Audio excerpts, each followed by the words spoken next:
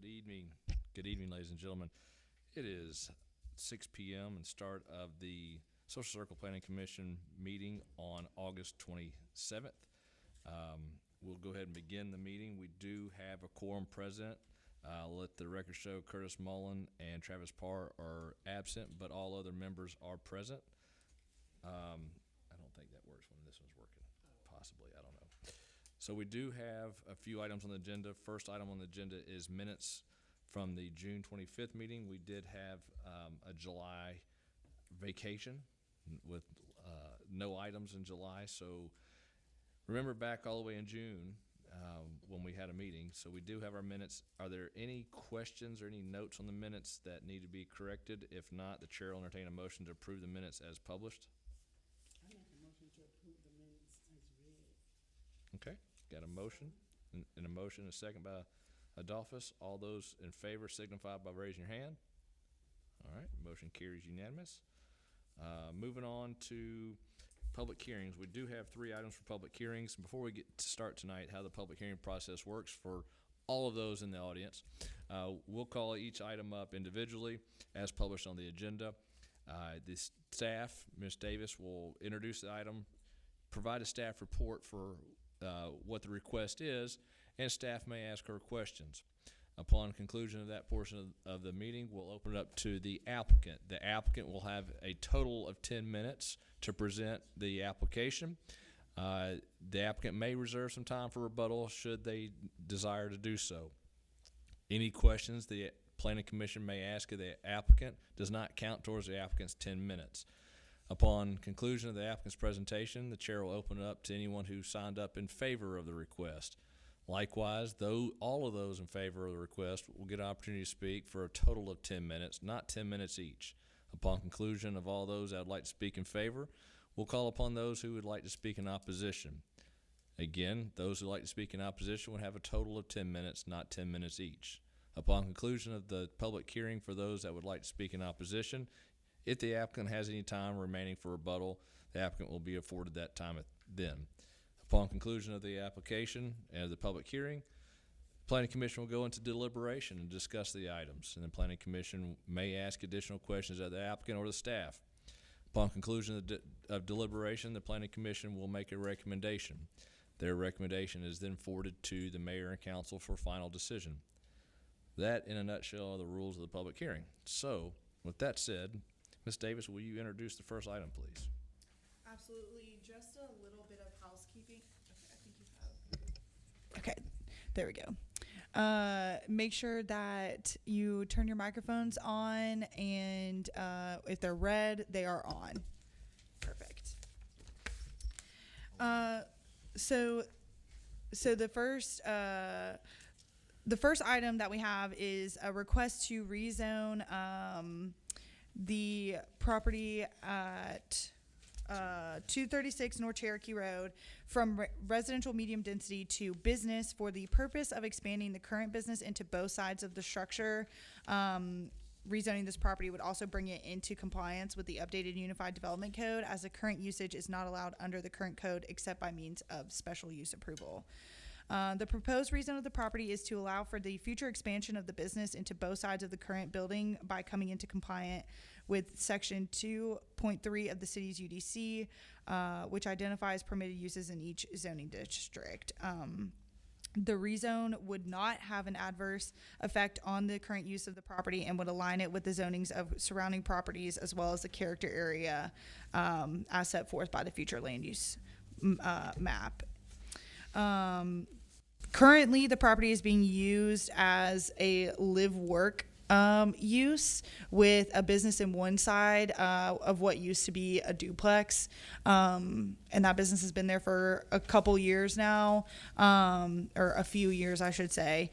And the other side is being used as a residence. And that live-work use is allowed in both RMD and business. However, the business that is currently residing in one side of the building which is an investment service, is only permitted in RMD as a special use. For the business zoning, an investment service is an allowable use without needing a special use approval. So they would be able to operate as an investment service and still have that live work use if they chose to keep the residential side residential currently, or for the next year or so as they grow their business. Or they have the potential to expand their current business into the entire building, which is what we discussed with the applicant in our pre-application meeting, upon expiration of the current tenant's lease, which I believe expires at the end of the year, although I could be wrong about that. Any exterior changes in in material to the property would also still require a certificate of appropriateness before proceeding with them, because this property is in the historic district as well. Let's see. Trying to skim over here. Staff recommends approval of the request to rezone from RMD to business. And then if you guys have any questions. Ashley, I do have, thank you for pointing out that this is the existing is a legal non-conforming use, as the business use of investment service was there prior to the adoption of the UDC. So thank you. That was one of my questions. Thanks for pointing that out. Another question I have is if the application is approved by mayor and council to rezone it to anything other than RMD, how long does the applicant have or property owner have to establish the transitional buffer between the subject property and those to the south that are zoned residential 15? I'm not sure that the code actually covers that. But I believe if my eyeballing of the site plan that's on y'all's screen is correct, it might already meet the transitional buffer, because I think the transitional buffer from business to R15 is something like 20 feet. It's pretty slim, and it would be pretty accurate with the setbacks as well. Okay. Yeah, I know there's a vegetative hedge there currently. I just didn't know how wide it was or anything like that. So that's why I was curious, is there a limitation or a time period that would have to be measured and installed? But thank you. I guess I should ask, are there any other questions of Ashley about this request at this time? If not, the applicant. Okay, if you'd come up to the podium, please.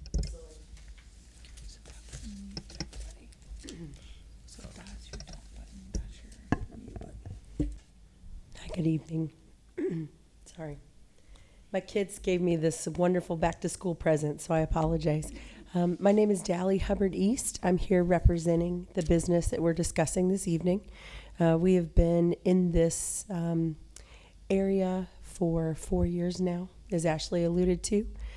So we are a financial services provider, a registered investment advisor, and tax preparation. So we're currently in the A side. And the goal of this is to put us into the current code without having to use a special variance, if I'm saying that correctly. And so that's our wishes for this business. And this is another question we've been asked. It's normal business hours, Monday through Friday. That's a question that I would ask if I was living next door. But we're, 9 to 5 type of Monday through Friday.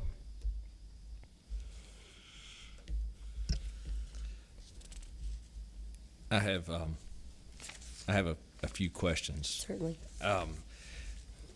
Before I ask the questions, when we look at the change of zoning, we have to consider not just what you intend to use it for, but things that could happen after your use of the property. Certainly.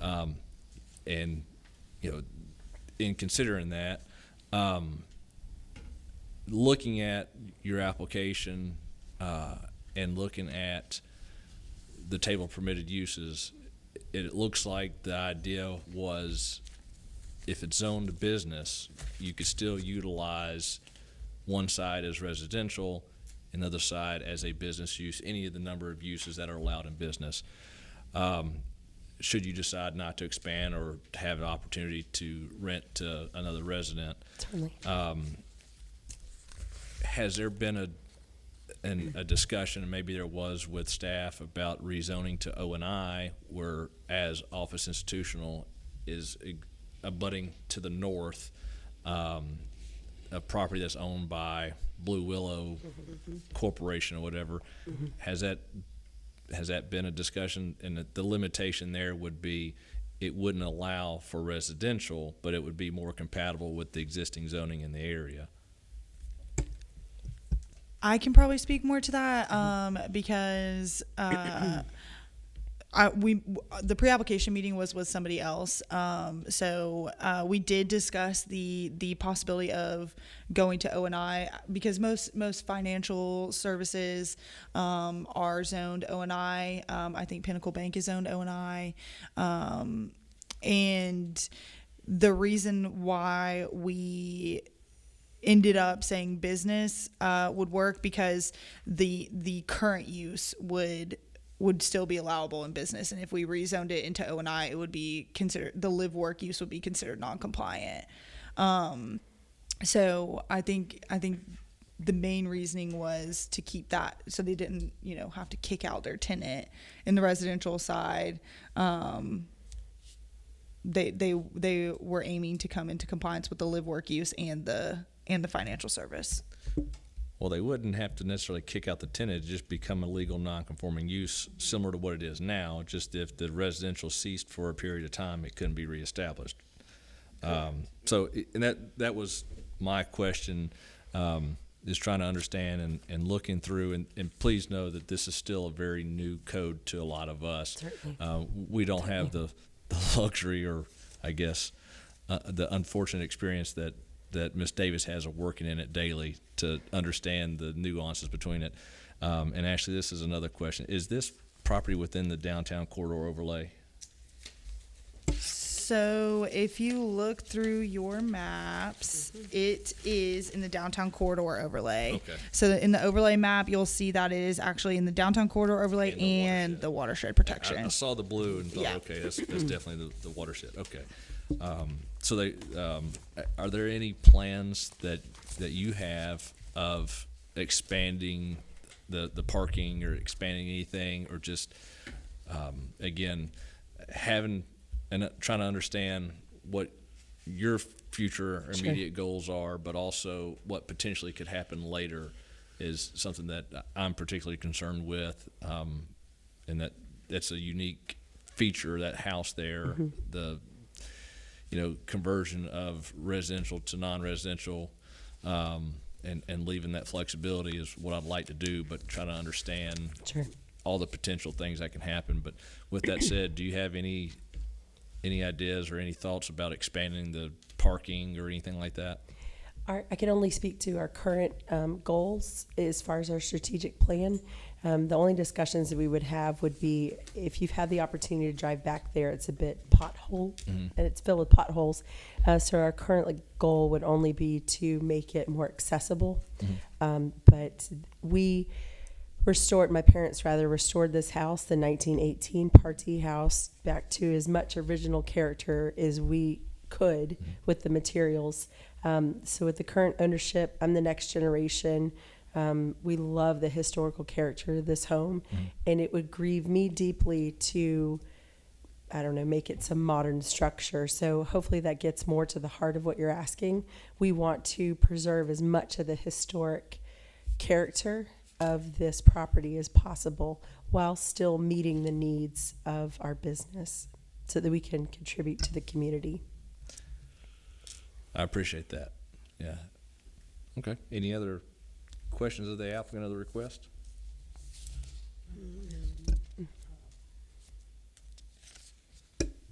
Okay, how often do you have customers coming in and out? That's an excellent question. Right now, we have probably 2 to 3 clients a week that come on site, because we do provide tax services that will fluctuate. Obviously, your March, your April, September and October. However, we do stagger our clients so that it's not burdensome to our current tenants, as well as to those around us. So we have yet to have, and 4 years there, we've yet to have every spot filled in our parking lot, because again, we want to be good residents of the community that we live in.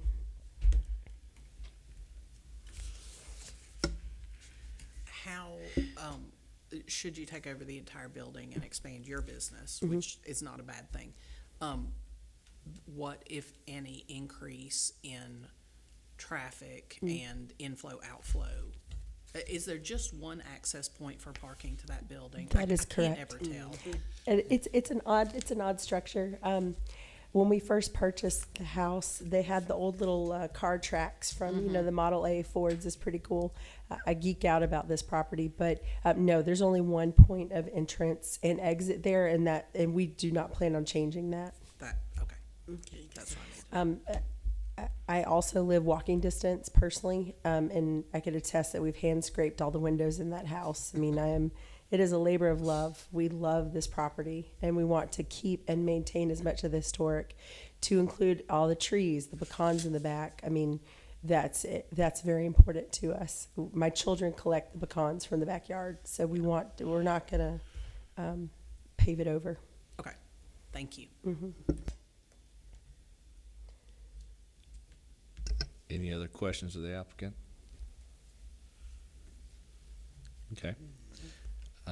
Thank you so much. There may be some other questions, so don't run away. Well, thank But you you're for your welcome to have time. a seat. At this time, Ashley, do we have anybody who has signed up that would like to speak in favor of this request? No one had signed up when I looked at the sign-in sheets. Okay. Um, Well, I didn't know I had to sign up. well, are you here, ma'am, to speak in favor or in opposition? I could care less. I'm sorry, no. I did not even know there was a business there, and it backs up to my property. Okay. But So, she answered a lot of the Can, questions. can you please step up and we're going to make you official? Okay, I'll be official. Speak for. Is this the speak for? Yes, this is going, we're The going to, one question I really had is, that's not gonna affect the taxes anyway, is it? it's going to affect, I'm sorry. The taxes, our taxes will not go up, or it won't affect the taxes or anything if they change that? Zoning has very little to do Control, with okay. taxes, and if it did, it will only affect the property that the zoning is on. Okay, It's the structures that increase the taxes, the value of the structure and the use of the structure. But Okay. as an adjoining property owner, if anyone says your taxes go up because the zoning changed next door, I think you're being fed a line of something. yeah, don't worry. She answered a lot about the traffic, and one thing I was interested in was the historic, not changing anything in the historic, because I'm from Madison, and we're into history there, and the parking. So she really answered the questions I had. Yes, ma'am. So that was it. I can go to Bible study now. Thank y'all. Thank you, ma'am. Can I Hey, what was your Who name? was she? What's your name for our record? Do I have to tell you? Yes, please. It's Harry, Hari, Best, Best. Okay. Yeah. Thank you, Miss Best. Thank y'all very much. So at this time, is there anyone that'd like to speak in opposition? Okay, seeing none. Yes, ma'am. You have 9 minutes and 3 seconds. Quick. And the only other part that I did forget to add was we do intend on making one change to the property. That's one of the reasons we're here, is to add a sign to the front yard. That's in our application. The sign that we would put would be very much in, like I said, I am very particular about this, would be in the not just the spirit of 1918 of this building. I want it to be as close as we can to the materials, the look, the feel, so that when you come to this property, it looks like you are stepping back to 1918. I think that would be so important. And we have the plaque from the original Partee house as well.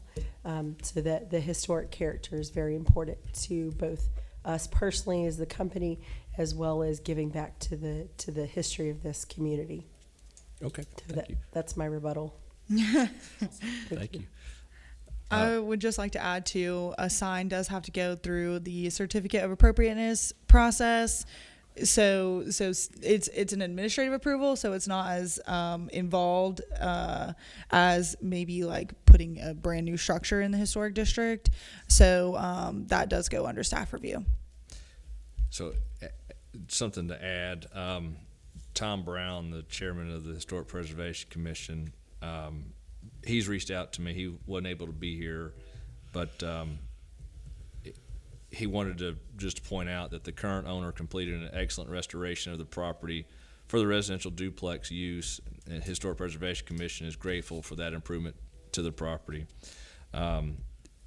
He did have some concerns about the range of uses permitted for business versus O&I. And I, you know, the applicant says she nerded out about the car tracks. I nerded out about the permitted use table, and there are some uses in business that could potentially be uses that are not compatible with the residents that abut right to it. But there's a lot of uses in business that are also allowed in O&I.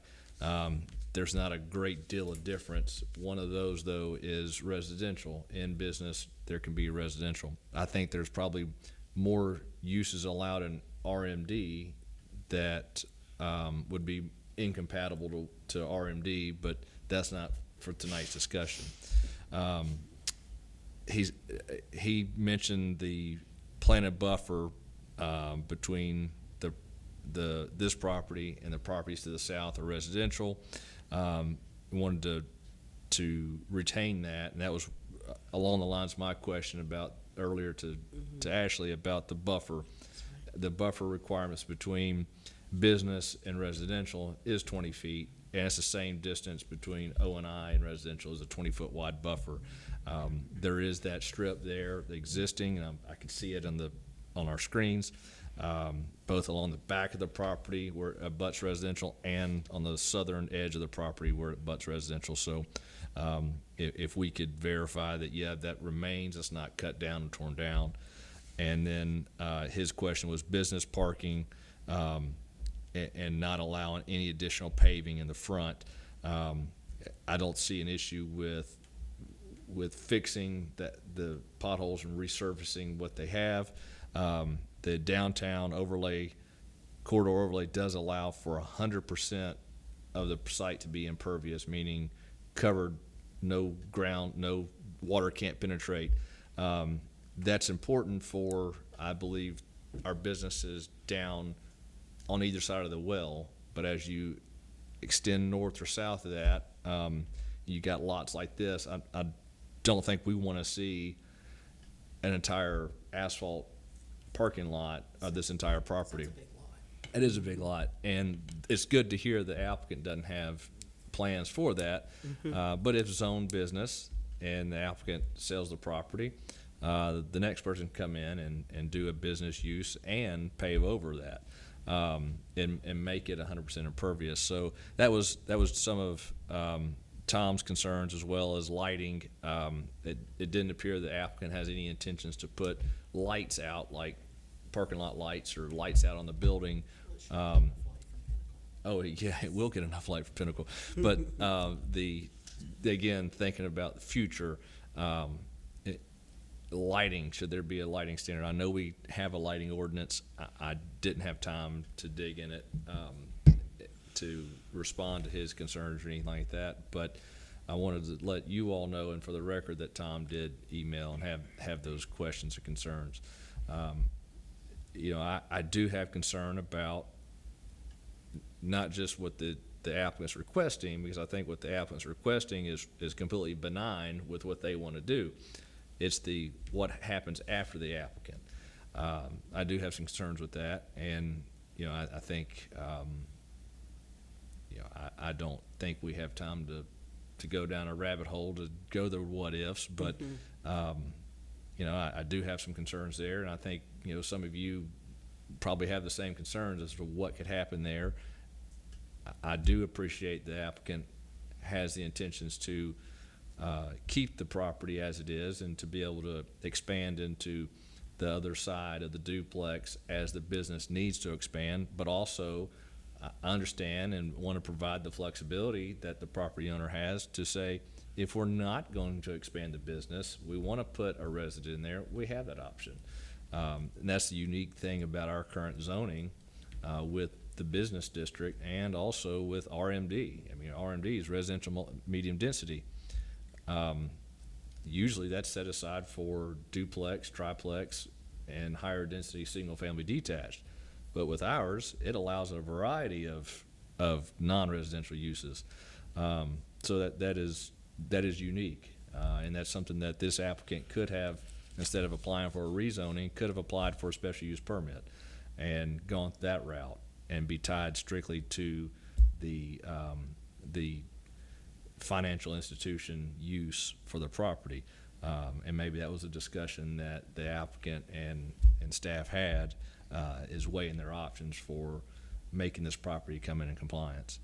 But I just thought I'd let you guys know what Tom has relayed to me and also some of my concerns with what's potential and what could happen there. But it's up for discussion. So future use was a concern of mine when I read it as well. And that, I know conditions follow properties, but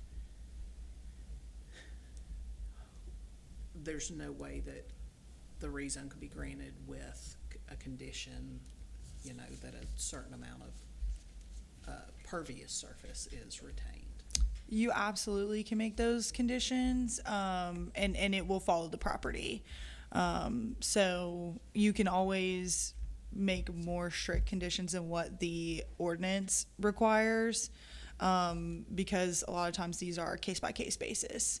So since this is a bigger lot, you wouldn't want this to be completely covered by impervious surface. You could say at least 20% has to remain pervious, or, you know, whatever that magic number is for you guys.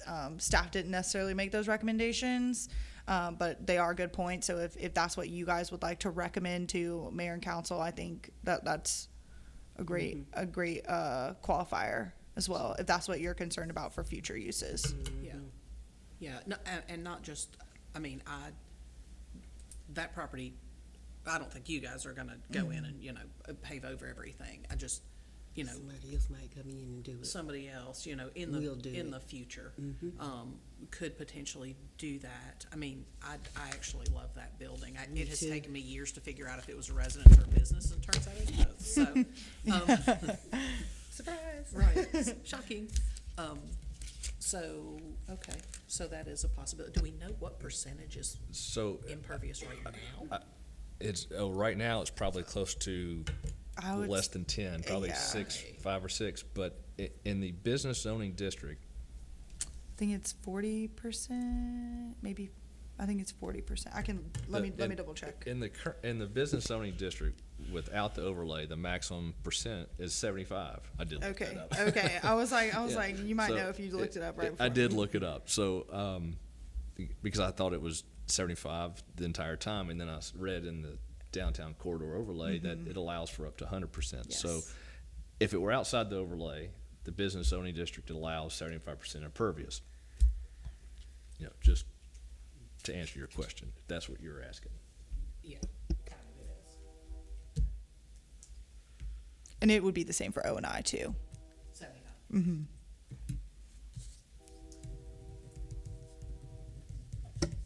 You ready for a motion? Are there any other? No. We good. I just don't want it to. Adolphus says no. He's ready to hear this. Okay. Okay. Okay, hold on, wait. Let me go ahead and get my qualifier out there. I just don't want one day to walk down and all of it's Okay. paved. So that's what I don't want. I'm gonna motion that, Yeah. that we I live up there in the district. approve So. the rezone application with the condition that a minimum of 35% of the property remain pervious, not impervious.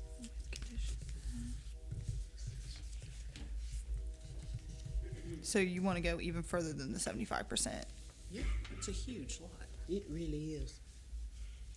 Yeah, and there's residents to the backside. So interest of making it livable for everybody. Yeah, that's where I'm going. That's where I'm going with it. Makes a motion to approve the rezone with the condition that minimum of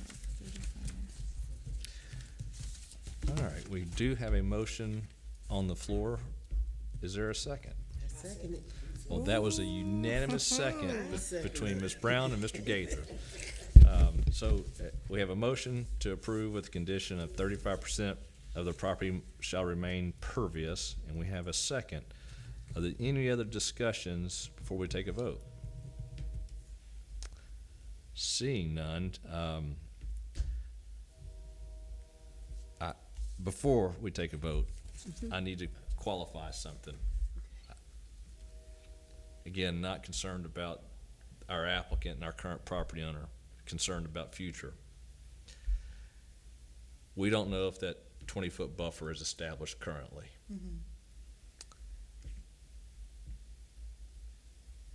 I'm concerned about the future.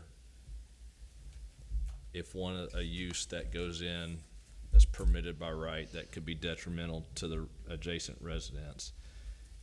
If that transitional buffer is not there or is later removed, what's the recourse?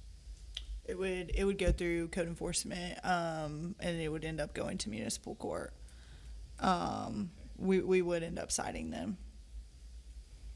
But we wouldn't, if permits were required or anything, we wouldn't issue permits, we wouldn't issue a CO, so I mean, they wouldn't be able to occupy or anything like that if they, at whatever time, you know, this hypothetical may be taking place, if they don't meet the buffers, we wouldn't issue any sort of permits, COAs, you know, all that kind of good stuff. We have the teeth to hold that if they're not meeting our qualifications. Okay. Thank you. Now, so there's a motion on the floor and a second. All those in favor of that motion signify by raising your hand.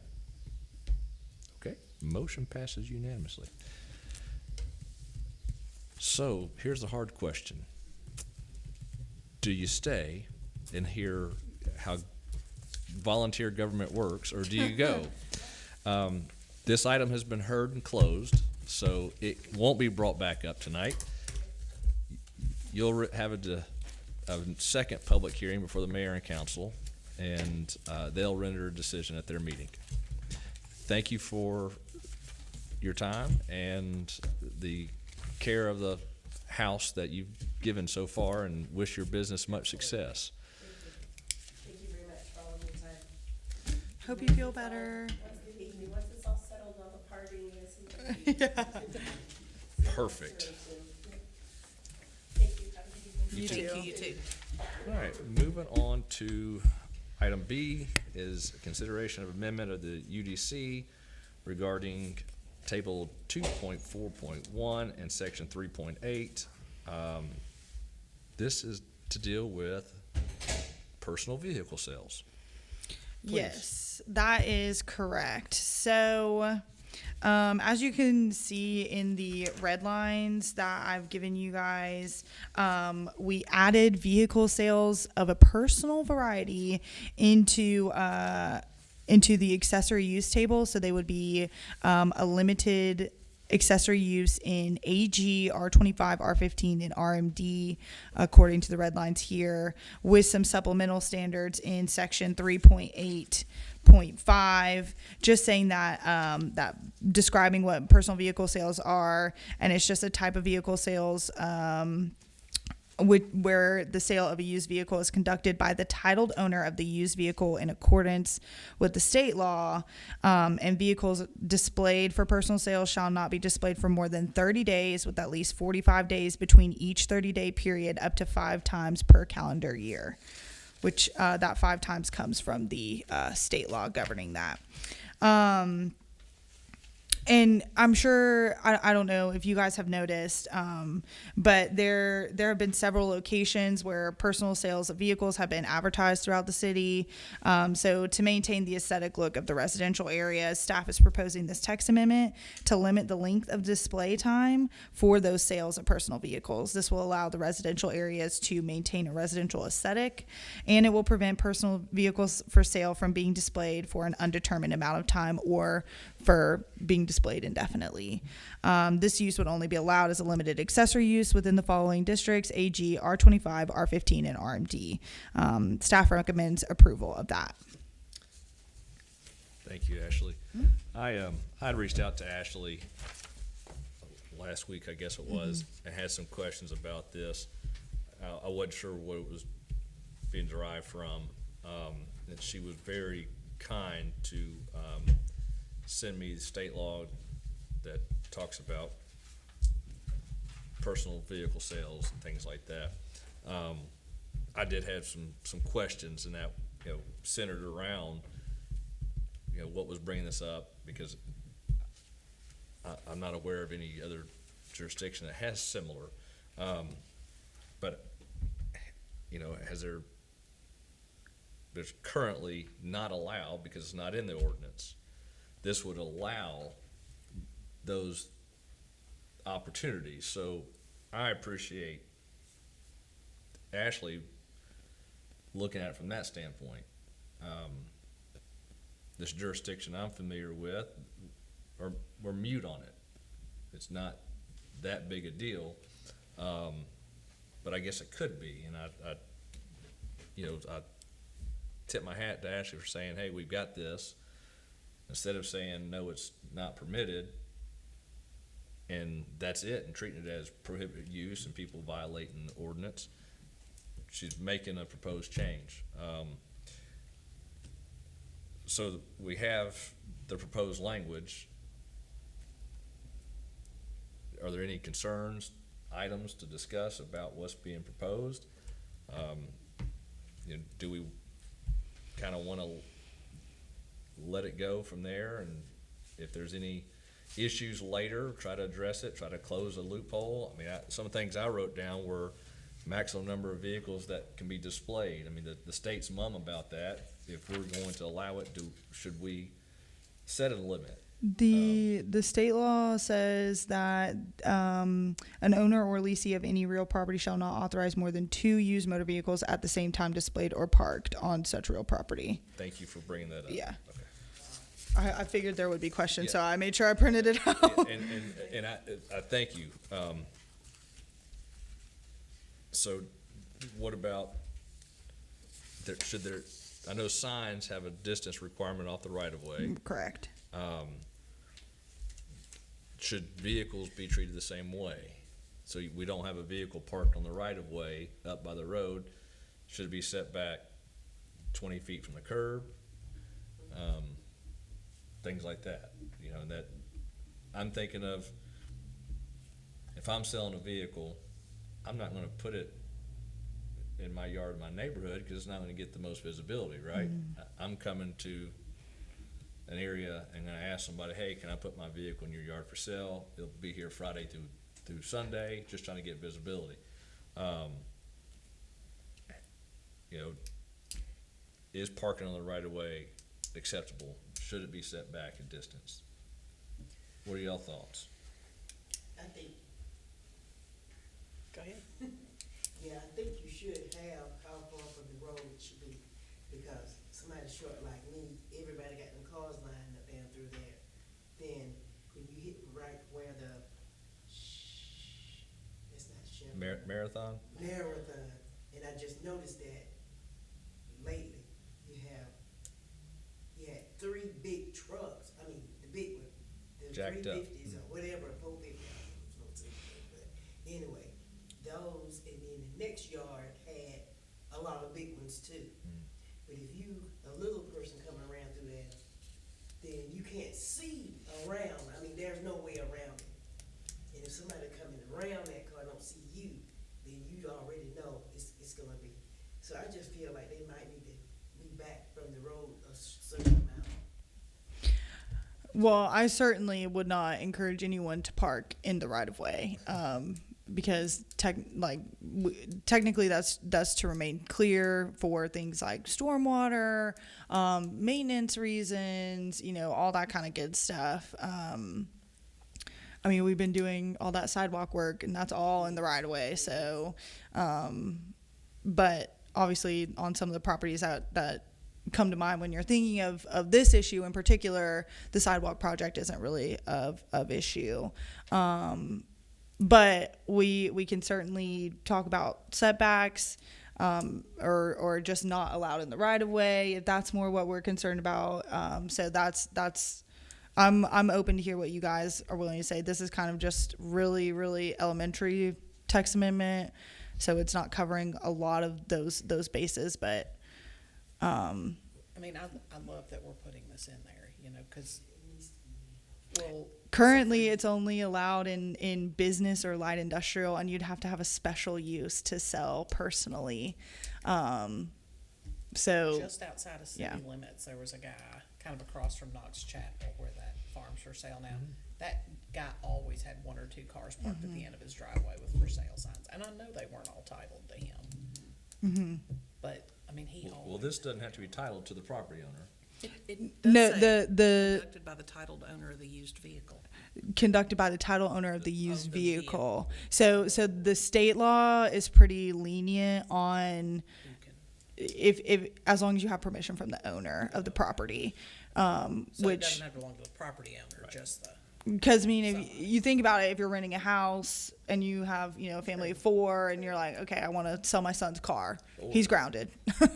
Or you live on a busier road than I Right. do, can I come put my car out there And for people sale? have asked Yeah, us that before. yeah. Yeah.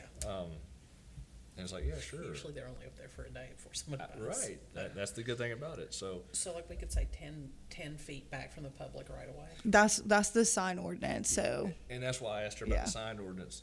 But I think what I run into is a lot of times people don't understand where the public right of way is. A lot of times we tell them, well, if you got a utility pole, that 10 pole's on the feet back, backside of yeah. that utility, the backside of the right of way, you gotta go 10 feet from behind it. And that's why I suggested, maybe is it 20 feet from the curb, because everybody knows where the curb is, or edge of pavement. 20 feet will take you outside of that on majority of our city streets, I believe. the only one is North and South North Cherokee. Cherokee, Yeah. where we're having some of that- our biggest problems Okay. with this. So, yeah, I mean, if you wanted to say 10 feet off the right of way. I think the way at the least as sign, Precedent for the sign. yeah, the sign ordinance reads 10 feet off the back of the curb or the public right of way. So Whichever is greater. whichever is greater. So we could do it that way, but most of the time the right of way is going to be greater than the 10 feet off the back of the curb. 10 feet from back of curb or right of way. If you guys want that language in there, you can have the motion to say mirror the sign ordinance. And is there anything, The sign about- ordinance does what you were saying about the vehicles being used as signs. The sign ordinance does address that. So you can't park a trailer indefinitely with signage on it or advertisement on it that says come to my business. so, at 236 North Cherokee, I couldn't park a van that says, Eat at the Wing Factory. or, no, it's closed. I know. That's Yeah, Or, yeah. or it can't say, File your taxes with us. right. Yeah. But what about junk vehicles? I know in section, what is it, 808, we've got a junk vehicle. Yeah, there's a man. You're really testing my knowledge here. I'm trying.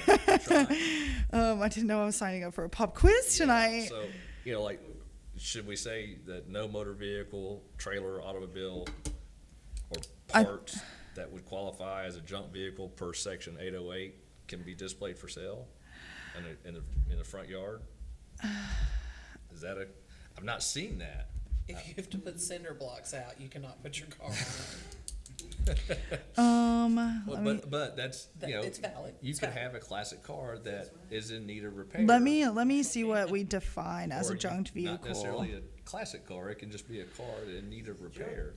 Junk would be just when you just don't use anymore and don't wanna fix it back up. So most of the time, and the problem I'm having right now is I've had like 3 different codes over the course of my career, and some of them I'm just like super familiar with. So I'm making sure that this newer code, is aligning with what my brain is telling me. Oh, of course. Okay. So if it is being actively repaired, refurbished, or restored for the personal use of the owner or their immediate family, provided that there shall be no accumulation of inoperative or junked vehicles used as a source for parts. That's okay. So I think, what I think, Most of the time, if it's titled, or if it's if it has an active, if it's titled and registered. So if it has an active registration, yeah, Tag. then it's not. Thank you. I couldn't think of the tag, yeah. yeah. Yeah, It's been a long it's week. fine. And it's only And Tuesday. I know what I would like to prevent is the opportunity for someone to say, hey, I can sell cars from my front yard. I'm gonna go to auction and buy 2 or 3 cars and stick them in my garage or stick them in the backyard. As I fix them, put them out every 30 days or run them for 30 days and you know, I don't Right, wanna. from running a low-level car Right. lot out of their house. Right. Agreed. You know, and, you know, nothing, I don't know. That's what I don't think that's the intent of the ordinance, but is that a concern, with junk vehicles, things like that? If it's not a concern, then, hey, I'm great with the idea of the 10 foot from the back of curb or right away, whichever is greater, to mimic the sign ordinance for display. So I love the setback idea. I mean, in city limits, I would limit it to 1 vehicle at a time. I mean, 2, especially if you're on a busy street and social circle, you're not that far off the public right of way, right? Like, imagine 2 cars in my front yard every 30 days, right? What, the sliver of front yard that I have, and I think 1 at a time's plenty. But that's me. And no junk cars. Whatever constitutes that. I think that's going to be harder to get, like, put into words, basically, like to and Scott, you can correct me if I'm wrong, but I'm trying to think of a way to like codify what you guys are saying, and I can't think of one kind of off the top of my head. And No motor vehicle, trailer, automobile, or part thereof which qualifies as an inoperable or junk vehicle as per section 808. did you write this down beforehand?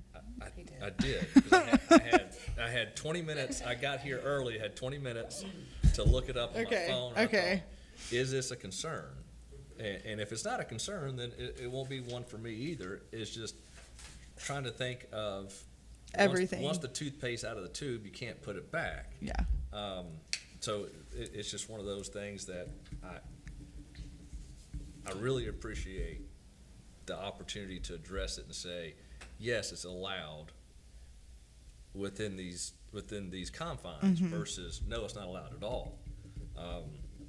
And that to me, it shows a lot of commitment and character, because I have seen across the Marathon the trucks that's been listed for sale, and I never thought about it from Ms. Brown, from your standpoint. If you're a smaller statured person and you're trying to pull out or you're driving and it blocks the visibility, I never thought about it that way. You see, it's hard enough when, I'm talking about me now, okay? I'm coming out of the Marathon or whatever that is, and I decide not to go out the regular driveway because it's already hard enough to get on 11. So I go To the side street. around that way and decide to come that way. Well, that big tree is right down there. On the left, yep. Okay, you got the big tree, you got the trucks right over there, they got parked. But not only those, they got some more, the property they have some too. Sometimes at the same time, I don't know who they are. And I'm like, so when I do pull out of there right quick, but then the thing about it is, I'm looking and somebody's trying to come out The same cars stuff. and not looking at the traffic. And I'm like, wait a minute now, y'all, come on with it, you know. But that's me talking, you know. Oh, What your experience? Yeah. Yeah. That's me but talking. but those are important concerns to have about visibility and everything. Like, I mean, obviously we're wanting to make the city look nice, and you know, safety is a big part of this as well, and just to maintain the character of the I mean, the historic district and the residential nature of a lot of the city. So It would be different now if it was still a cotton field all the way down through there. You know, it used to be a cotton field there. I didn't know that. Yes, it did. After school, we walk up there and pick cotton. Wow. All the way down through there, you had to worry about it. I didn't know that. Yes, sir. Wow. Well, you know, Interesting. because a lot of people are putting cars for sale out. If you go down Hightower towards where it crosses the bypass, those warehouses, there's usually a car or two sitting there I with a haven't. for sale sign out. I've been down there in a Pass minute. them in the mornings. But you know, I think years ago, why it wasn't as much then as now is because I assumed that, like in the late '70s, they were saying, or the beginning of the '80s, they were saying, if you have junk cars, get them out the yard. If they not running, you don't have your registration, which is the tags and everything, then they got to go. So I think over the years, you still had those same people living in those houses. So they knew not to put them there. Yeah. Mainly because next to me, that used to be the front yard, the whole front yard was covered with cars. The house next door to me. Really?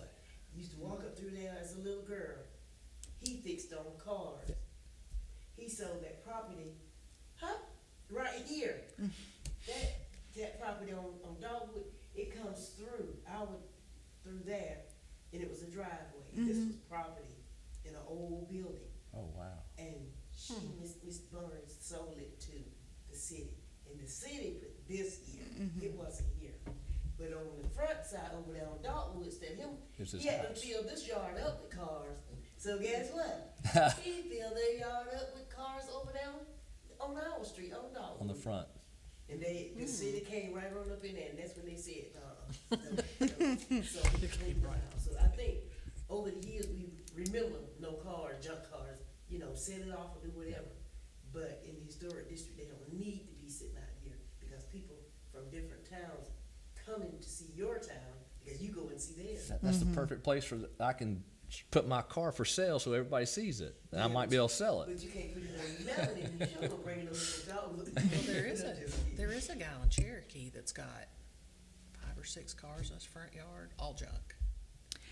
not if they're got a current tag. Oh, are you talking about? South Cherokee. No, Are you? yes, it are you is talking? South I was about to say Cherokee. It is if South it's the one Cherokee. I'm thinking of. Where Spring Street comes out, it's right up from There's a On blue the- car sitting out oh, there yeah. now. that. Yeah. Yeah. That's the It's one- by the O'Briens. Yeah, next to the. That's the one I see every morning coming in. So like it was part of the discussion when we were talking about Well, this. there's 3 or 4 backed up against the house too. I Or thought you were pieces of talking. I thought you were cars. talking about Anderson, VR Anderson property up there, and all those vehicles Where are you talking? going towards Freshway on the right, the big field on the right. You got the power lines that are right in front, yeah, where the yeah, airplane.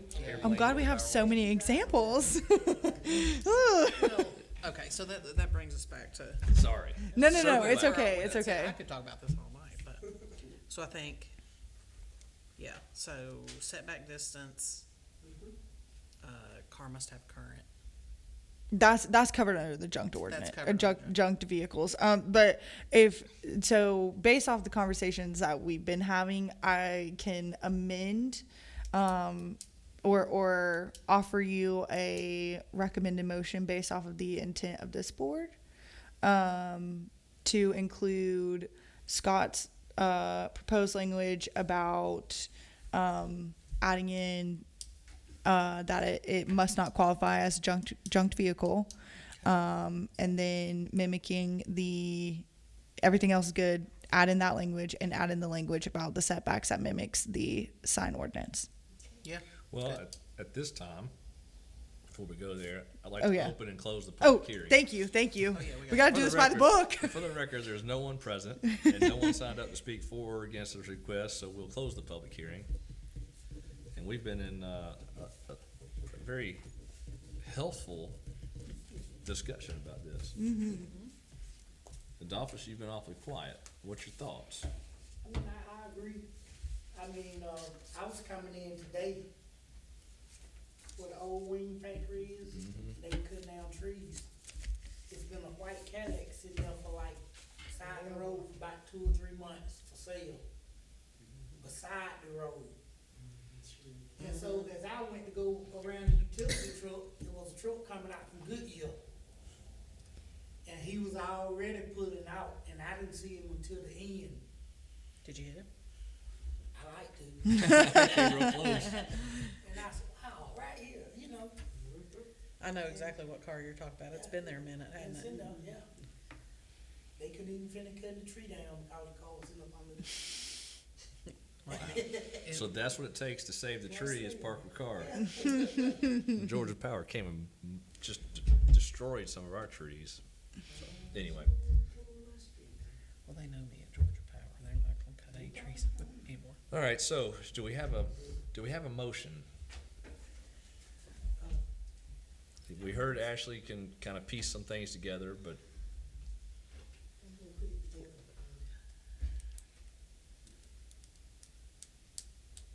I make a motion to, take them 10, at least 10 foot from the setback. okay, so 10 foot from the right of way or back of curb, whichever's greater, same at the sign ordinance, okay?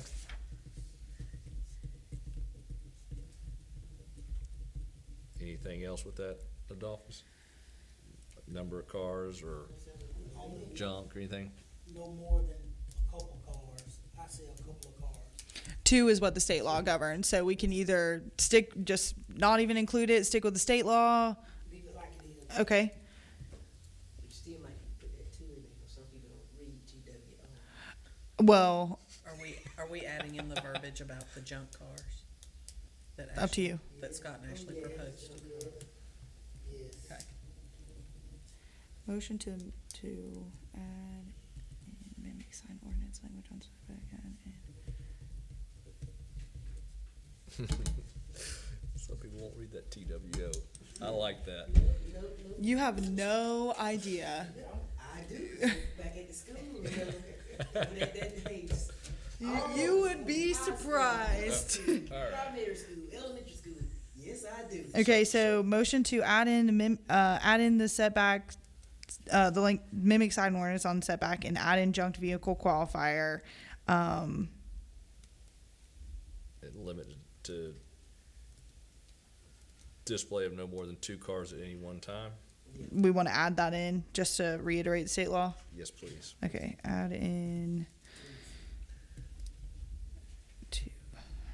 So to summarize, I'll try to summarize. There's a motion on the floor from Adolphus to approve the text amendment to Thank you. include added language that says display of vehicles shall be set back 10 foot from the back of the curb or the back of the right of way, whichever is greater, to limit it to no more than a maximum of 2 vehicles displayed at any one time, and for no motor vehicle, trailer, automobile, or parts which qualifies as inoperable or junk vehicle as per section 8.8 shall be displayed. Is that summarize it, Adolphus? Yes. Okay, is there a second? I'll second. All right, there's a motion and a second. Are there any other discussions? Seeing none, all those in favor of the motion, please signify by raising your hand. Okay, that recommendation passes with those. Additions, yes, thank you. All right, so, moving along, the item C is a text amendment to the Unified Development Code regarding parking of commercial vehicles within residential districts. I did ask Ashley about this because it looks like it's directly coming from the variance we heard 2 months ago, I guess, 3 months ago, maybe, in Corby Creek. And it looks like this is a potential way of allowing a vehicle of that size to park in residential without the requirement of a variance. But if it is a commercial vehicle and meets the commercial vehicle size, and I appreciate Ashley identifying what is a commercial vehicle Yes. in the eyes of what requires a CDL versus a commercial vehicle being a vehicle that's used for businesses. So I thank you for doing that. With that said, Ashley, would you please go over this for us? Absolutely. So, if you look at the text amendment that you have, I did give you just the first 2 pages of the off-street parking and loading where this portion of the ordinance is held. But we're looking specifically at section 8.3.4A 2B. And this is basically talking about different exceptions you have for parking commercial vehicles. So just to kind of go over what is in place currently, no commercial vehicle is allowed to park in any ag, R15, R25, RMD, or residential only PUD district, either on private property or zoned on the streets abutting such property. Now, there are exceptions to that rule. So any commercial vehicle actively engaged in loading or unloading of merchandise or passengers or actively servicing a customer is allowed. Currently, any commercial vehicle shall be allowed to park in a carport or within a side yard or rear yard behind the main building line in accordance with other sections of this ordinance. I added a qualifier to that section of the ordinance to say any commercial vehicle not requiring a commercial driver's license or a CDL shall be allowed to park in a carport or within a side or rear yard behind the main building line in accordance with other sections of this ordinance. That is specific to that variance that we looked at. That particular commercial vehicle does not require a CDL. It's more of a box truck. And they were attempting to park in the side yard, if I remember correctly off the top of my head. And another exemption is if you can't see it, it's exempt. And it also does not apply to any vehicles on school property or on property of non-for-profit organizations, and any government vehicle or other vehicle used for transporting children to and from nonprofit organizations or schools and things of that nature. So we've had the issue that we talked about not being able to park their commercial vehicles at their home because of the zoning designation or the inability to screen the commercial vehicle from the public right of way. So staff is proposing a text amendment to allow for commercial vehicles that don't require a CDL to drive, to be allowed to be parked in a carport, driveway, or on the side or rear yard behind the main building line. A CDL is required to drive a combination of vehicles weighing 26,001 pounds or more, a single vehicle with a gross weight of 26,001 pounds or more, a single vehicle designed to transport more than 15 persons, including the driver, or any vehicle used in the transport of hazardous material. So if you meet any of those qualifications, you would basically have to hide it from public view and view from your neighboring property owners, the way the ordinance reads currently, or the way the ordinance would read. So if it requires a CDL, you'd have to screen it from visible. You would have to screen it from any public place, street, right of way, or from any surrounding private property. So basically, fence it in, put it in a carport, something like that. Big old garage, what have you. The garage in the hall. Yeah. Yeah. Nice. So what would be a single vehicle with a weight of 26,001 pounds or more? Like just a semi? Yeah. Okay. And then it says a combination of vehicles weighing 26,001 pounds. Would that be like a truck and trailer? Yes. So if you're, even if, in Adolphus, you're CDL, so you could probably speak to this. I thought you had CDL, I'm sorry. So, yeah. He's like, no. If you had a F-350, that doesn't require a CDL to drive. You hook But a if you- flatbed if you car have- hauler to it. If you hook a flatbed with a skid steer on it, Yeah. the tractor, the truck and the trailer combination exceeds the 26,000 pounds. That requires a CDL Okay, to drive that. So I'm, just so I'm clear. So if you have that F-350 with all of the attachments and You everything, can't stay there. you got to put it somewhere where we can't see it.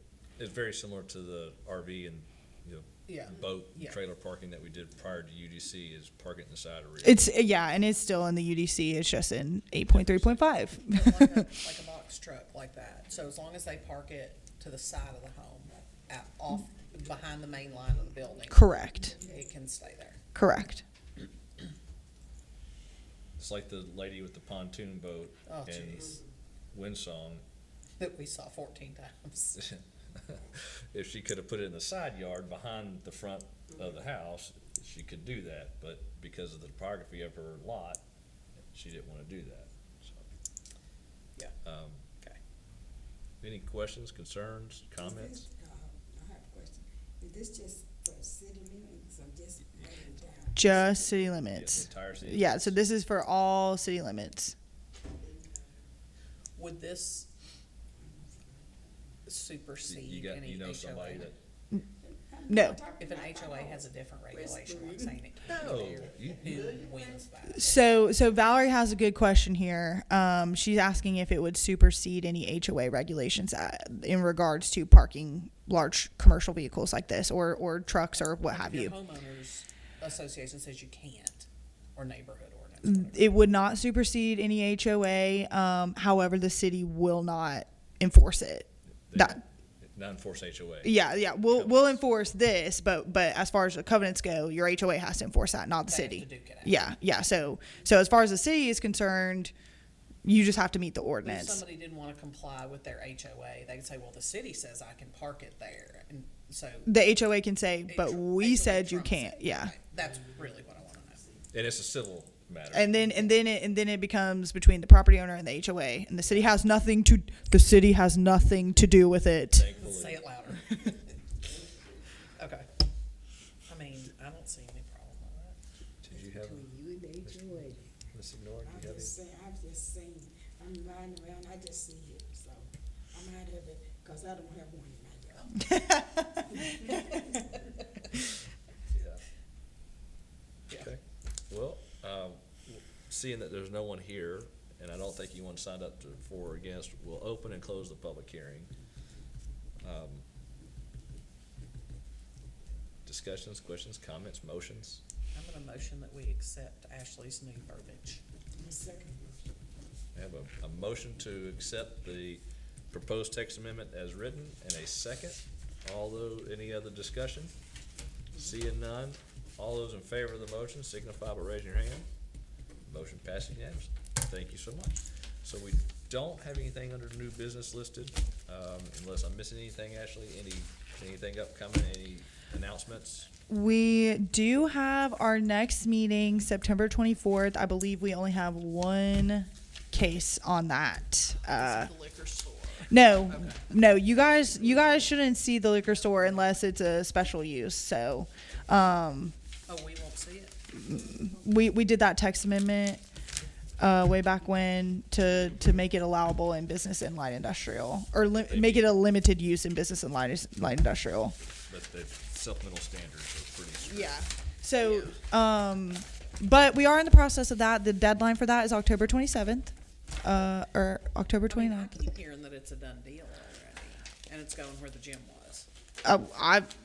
Well, Is that that's news to you? yeah. So there will be a lottery process if we get multiple That's what I qualified thought we were doing. applications. The 1 by 35 off. And I have not received any applications yet, and so I don't. If there are people that are interested in that building, that's great. But Well, it's just the scuttlebutt is that, Yeah. that's why the gym is no longer is because whoever owned that building already had it was a done deal. And I said, I don't think so. Well, if it does go to a lottery, the lottery will be conducted by a third party that does not live in the city limits. Right, that's what I thought you'd say. We are trying to stay out of court. As we should. But the case that will be heard on September 24th is a pretty simple one. They're going, I think, from R25 to R15 just to subdivide. So, cut and dry. Well, if there's no other items on the agenda, no other discussion or announcements, I'll entertain a motion to adjourn. All righty. Got a motion? Yes. A second. A second? All those in favor? Aye. All right. Thank you so much. All right. Oh, boy. Thank you.